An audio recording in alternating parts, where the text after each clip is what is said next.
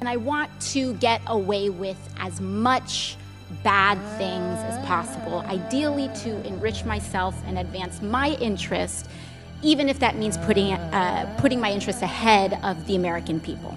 So until you do it, I'm the boss. How about that? Congresswoman Omar's use of anti-Semitic tropes and prejudicial accusations about Israel supporters is deeply offensive. We condemn these remarks and we call upon Congresswoman Omar to immediately apologize for these hurtful comments. Anti-Semitic remarks that many Congresspeople are reacting to today by Democrat Representative Omar. The Commonwealth of Virginia melting into a state of chaos, with scandals growing against all three top elected officials, all of them Democrats. This time it's Senator Al Franken. The Minnesota Democrat is the latest prominent American to be accused of sexual assault. Vermont Senator Bernie Sanders forced to respond after several women who worked on his 2016 campaign have come forward to the New York Times alleging that they had experienced sexual harassment.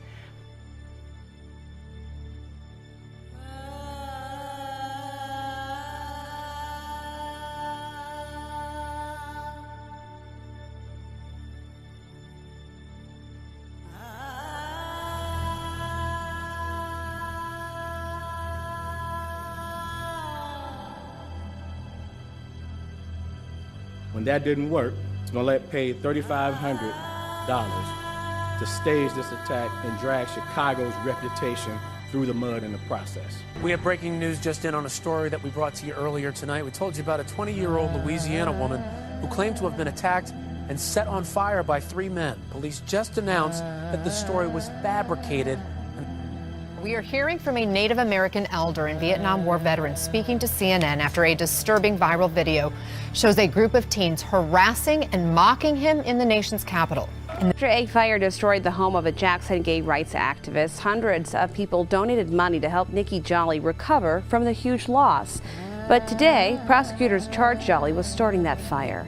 The fire on August 10th of last year injured 2 firefighters and killed 2 dogs and 3 cats that were inside. But as investigators told our Megan Heiler, they suspected arson the very next day.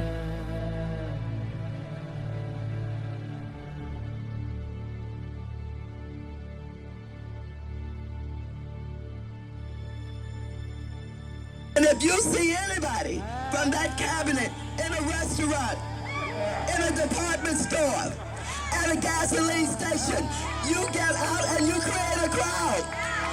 And you push back on them, and you tell them they're not welcome anymore, anywhere. A letter that claimed to be contaminated with ricin was sent yesterday to the home of Republican Senator Susan Collins in Bangor, Maine. The FBI is investigating 3 suspicious envelopes sent to the President of the United States as well as to the Pentagon. 2 of the letters have initially already been tested, and they are positive for the deadly poison ricin.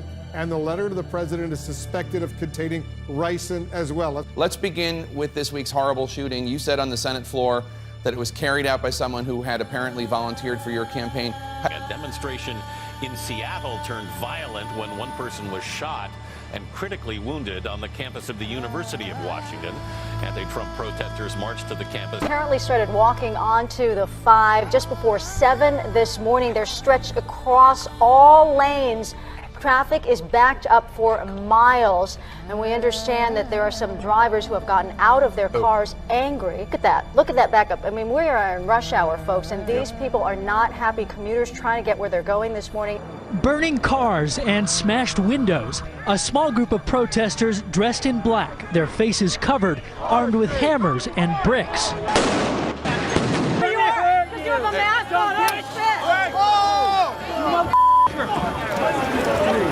Oh, he's bleeding. Yo, yo.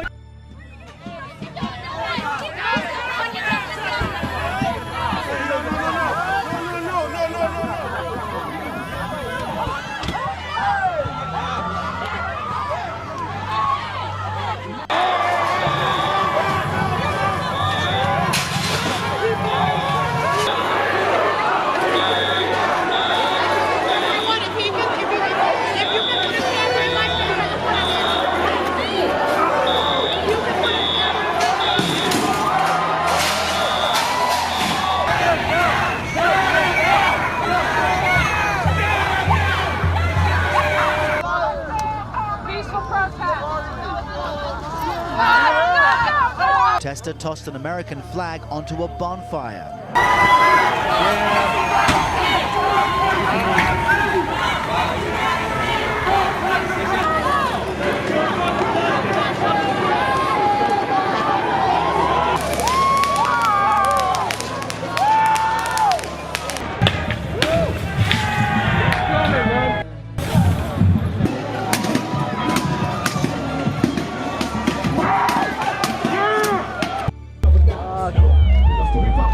And if there's some collateral damage for some others who do not share our view, well, so be it.